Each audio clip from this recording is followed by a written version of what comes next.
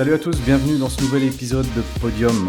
Comme vous le savez, Podium, c'est le podcast qui traite de l'actualité digitale et qui la vulgarise. On prend les 3 news les plus impactantes, les news du digital de la semaine écoulée, qu'on traite avec mon ami Jérôme. Salut Jérôme, comment vas-tu ? Salut Julien, ça va et toi? Ça va très très bien. Aujourd'hui, on va rentrer dans le vif du sujet. On va directement discuter de Paul Magnette et de ce qu'il a dit par rapport à l'e-commerce. Non, je rigole, Jérôme. Je vais pas te le faire. J'avais dit que je te le ferais, je te le ferai pas. Je pense que Non, tu l'as fait quand même, c'est bien. ouais, je t'ai fait la petite vanne. On va le laisser de côté. Je pense que vous l'avez tous vu et entendu. On n'a pas besoin d'en remettre une couche. On va repartir ici dans le vif du sujet avec les 3 actus de la semaine. On va commencer avec la première, Jérôme, ici, par rapport à un bouquin que je vous Oui, présente ici, qui s'appelle La stratégie digital marketing. Donc, il a été élu livre marketing de l'année. Il est écrit par Cédric Coderlier, qui est un de nos collègues chez Mountain View et chez MTV Networks. oui. Et voilà, ça date de la semaine, ça date de tout début février, où il a enregistré le plus de votes via le site marketing.be et mm.be, et a donc été élu livre marketing de l'année. Je l'ai lu, toi tu l'as lu aussi. Qu'est-ce que tu peux nous en dire, Jérôme ? Alors, déjà, oui, c'est toujours rigolo d'avoir un objet physique. Tu vois, on lit pas mal de choses sur du digital et on lit ça sur le digital. Ben, ici, pour une fois, on a un objet physique qui traite du digital. Donc, c'est un outil, je vais pas dire de vulgarisation, mais qui est plutôt une sorte de guide qui permet de s'y retrouver un petit peu sur différents sujets, notamment ce qui, moi, va plutôt m'intéresser, tout ce qui est réseaux sociaux. Vous aurez différentes notions aussi, mais sur ce qui, toi, va t'intéresser, Julien, un peu plus, sur ce qui est reporting, analytics. Mais toujours dans une idée de vulgarisation, sans tomber non plus dans le trop sommaire, mais avec des exemples qui viennent nous expliquer un petit peu le pourquoi du comment. Sur les réseaux sociaux, ce qu'on entend par ciblage sociodémographique, ce que sont des audiences sosie, des lookalikes, ce que sont des audiences personnalisées, quelles sont les possibilités, quelles sont les différentes plateformes. Et donc voilà, c'est quand même une petite brique qui fait 230 pages, avec voilà, du jargon qui explique aussi à la fin, avec des idées pour des roadmaps au niveau digital. Cédric, ici, avait déjà fait pas mal de visibilité autour du livre. Et alors, c'est pas parce que c'est un collègue qu'on va juste lui faire plaisir, mais le livre est vraiment bien fait. J'en ai déjà lu pas mal sur le sujet. Et de temps en temps, voilà, il y a peut-être des angles qui sont un peu moins abordés, moins bien découverts. Mais ici, honnêtement, c'est vraiment un livre qui, si vous ne l'avez pas encore lu, si vous n'avez pas encore entendu parler, on vous le conseille fortement. Il est disponible à la vente, et donc le petit clin d'œil pour l'e-commerce, sur les plateformes les plus connues de e-commerce. Vous pourrez le trouver de cette manière-là. Et donc voilà, honnêtement, on vous le recommande. Ça ne sera pas fréquent qu'on vous parle justement d'objets physiques, de livres. Mais pour une fois qu'on a un livre qui traite de nos sujets, qui traite du digital et en plus c'est optimisé pour les PME, honnêtement, foncez, allez le lire, ça vaut vraiment la peine. Ouais, je te rejoins tout à fait. Et j'aime beaucoup ce que dit Cédric. Il dit le guide pratique pour votre vie professionnelle. Et c'est vraiment ça. C'est vraiment extrêmement pratique comme bouquin. Parce que c'est parfois le reproche qu'on fait au livre marketing, c'est que c'est très théorique. Voilà, c'est très joli. Mais après, pour l'actionner derrière au jour le jour, c'est très compliqué. Et là, dans ce bouquin, vous avez plein de stratégies et plein de petits tips and tricks que vous pouvez vraiment activer. Que vous soyez une petite ou une moyenne entreprise, ça fonctionne tout à fait. Et ça regroupe quand même, je pense que 7 à 20, une bonne vingtaine d'années d'expérience. Donc tout est condensé dans 250 pages. Donc c'est vraiment super, super intéressant comme livre. Et ouais, on vous le conseille chaudement. Vous ne serez pas déçus. Eh bien, je te propose, Jérôme, de passer sur le second topic aujourd'hui, donc la deuxième place de notre podium. Ouais. Alors ici, on va revenir sur un article qui a été publié par Bram van der Halen. Vous connaissez pas encore. Si vous ne le connaissez pas encore, honnêtement, je vous conseille fortement d'aller suivre son profil sur LinkedIn, d'aller suivre aussi sur Instagram, et vous verrez ce qu'il fait d'un côté ou de l'autre. Donc Bram van der Halen est une personne qui est vraiment experte au niveau de tout ce qui est Facebook Ads, donc publicité sur Facebook.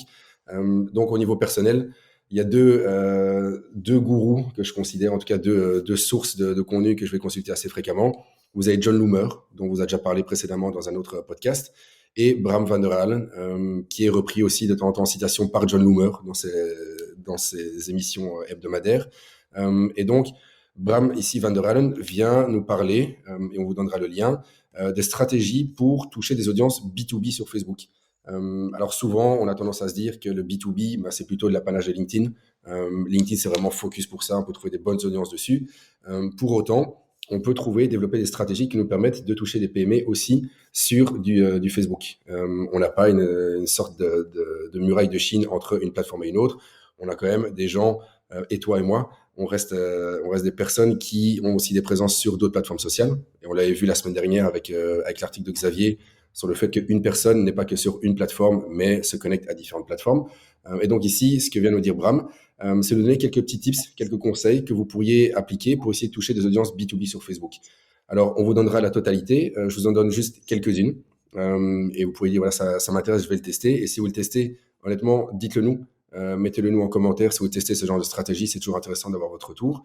Notamment c'est d'aller dans les catégories qui sont proposées par Facebook dans les ciblages et de cibler, par exemple, toutes les personnes qui sont administrateurs, administratrices de pages business dans Facebook. Partant de là, ça pourrait être une manière intéressante de toucher votre public. Vous pourriez aussi faire des audiences sosie, donc des lookalikes.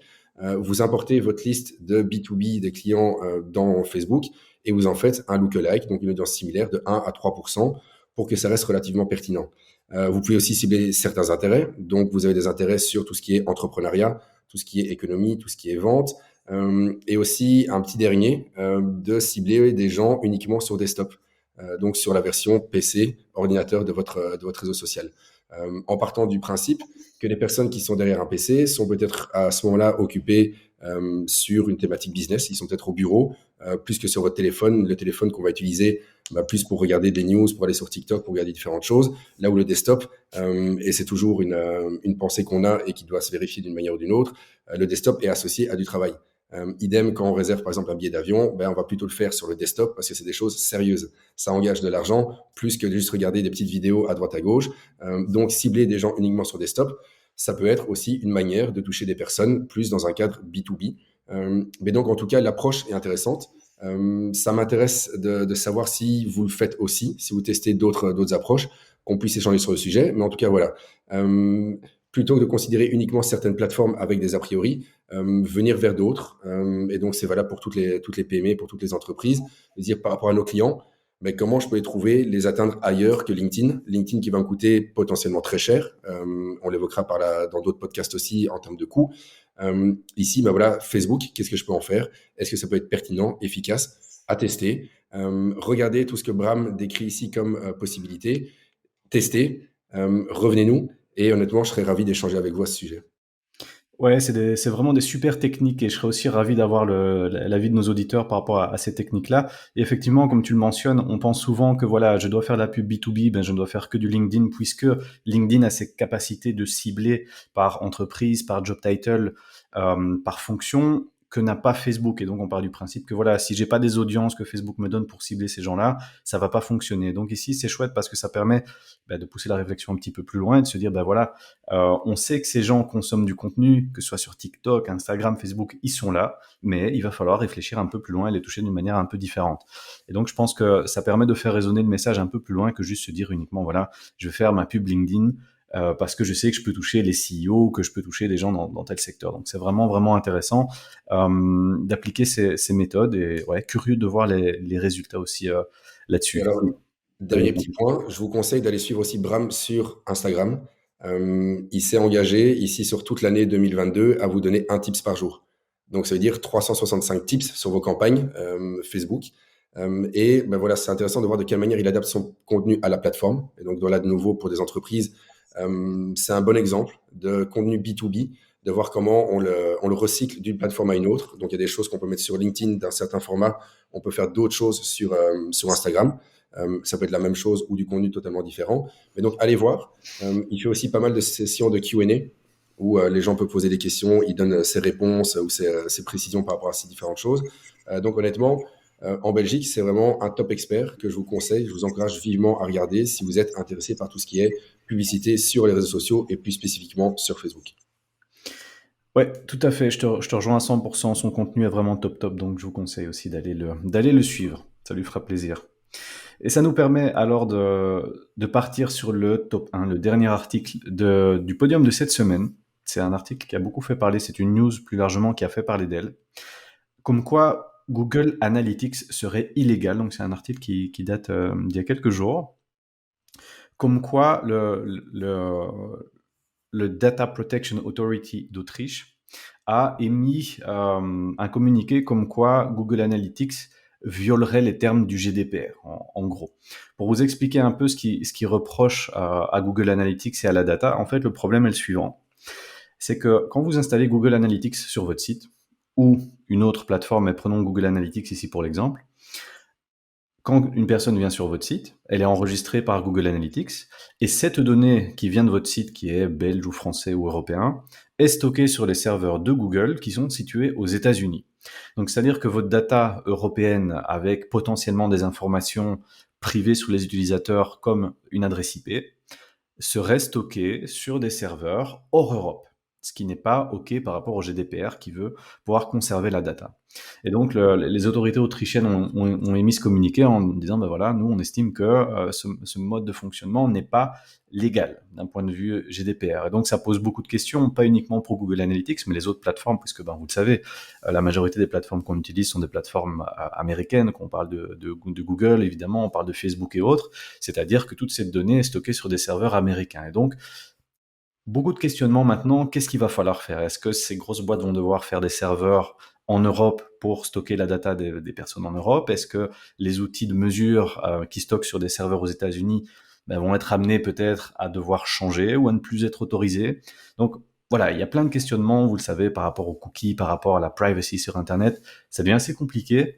Donc cet article a vraiment fait du bruit puisque aujourd'hui on ne sait pas trop à quel sens vouer et qu'est-ce que va devenir toute cette data et quelles vont être les futures règles. Et je pense que toi, Jérôme, aussi au niveau social, euh, ce problème va être amené à arriver aussi pour les mêmes raisons, c'est-à-dire avoir de la data qui est enregistrée par exemple par un Facebook Pixel ou par un LinkedIn Pixel qui serait stockée sur des serveurs américains. Est-ce que c'est légal, pas légal? Et aussi, un des problèmes qui est reproché au fait que cette data soit stockée aux États-Unis, peut-être vous le savez, peut-être vous ne le savez pas, mais l'État américain, la NSA, va allègrement fouiller dans ces datas. Voilà, c'est dans la Constitution, ils ont le droit pour aller fouiller dans les datas personnelles des gens. Donc, voilà, de la data européenne qui serait passée aux États-Unis et qui serait consultable au vouloir par les autorités américaines, c'est pas très bien vu. Et donc voilà un petit peu ce qui se passe aujourd'hui. Et je pense que ouais, il va falloir tenir ça à l'œil dans les mois à venir pour voir un peu les solutions qui apparaissent et ce qu'on va pouvoir faire par rapport à ça. Mais on a effectivement les mêmes discussions pour Facebook. Et j'ai vu aussi un article il y a un jour ou deux. Facebook avait menacé pendant tout un temps de retirer l'accès aux services. En tout cas, Meta avait menacé en Europe de retirer l'accès aux services Facebook et Instagram. On pourra y revenir, hein, on verra c'est les développements. Mais entre en ligne de compte, effectivement, la transmission de données de l'Europe vers les États-Unis et de quelle manière. C'est des choses qui peuvent encore se faire, qui pourront continuer à se faire, et quel est l'impact que ça pourrait avoir sur le business. Effectivement, si on prend une solution radicale de couper les accès à la transmission des données, là, je pense qu'il y a un impact majeur, global, pour toute personne qui fait du digital ici en Europe. Je pense que ça sera amené à évoluer. Donc, on verra ici la position qui est prise en Autriche, ce qui est pris par d'autres grands groupes. Mais je pense qu'effectivement, on n'a pas fini d'en entendre parler. Au niveau des données qui sont stockées, qui sont analysées, qui peut y avoir accès, dans quel environnement on se situe au niveau géographique, est-ce qu'en Europe, uniquement au niveau du continent, et on doit rester sur ce continent, est-ce qu'on passe aux États-Unis, sous quelles conditions? Donc, il y a quand même un enjeu majeur ici dedans. Alors, il ne faut pas stresser tout de suite, hein. Ça ne veut pas dire que votre Google Analytics va falloir l'enlever du jour au lendemain. Mais en tout cas, voilà, ça vous montre, ça vous indique de quelle manière la donnée en Europe est vraiment une donnée qui est une chose qui est sensible, qui est protégée, qui tend à l'être de plus en plus, et qui pourrait avoir un impact. Mais là, on est plus dans des espèces de devinettes du futur, de voir un petit peu ce qui pourrait se passer avec ça. Mais bon, on n'y est pas encore. Il y a un premier petit coup de semonce qui s'est passé en Autriche. Ça arrivera peut-être avec d'autres. Donc, à suivre, à surveiller, et on vous tiendra au courant d'autres choses si ça arrive. Exactement, on est sur la balle. Je pense que toute personne qui travaille dans le digital est sur la balle de toute cette data pour le moment. Et donc, on vous tiendra informé s'il y a des nouveaux déroulements dans toute cette histoire de data et de transfert de data. Eh ben, écoute, super, Jérôme, je te remercie pour ce podium qui était fort intéressant. Et on se retrouve la semaine prochaine. Ciao. Allez, à bientôt, salut.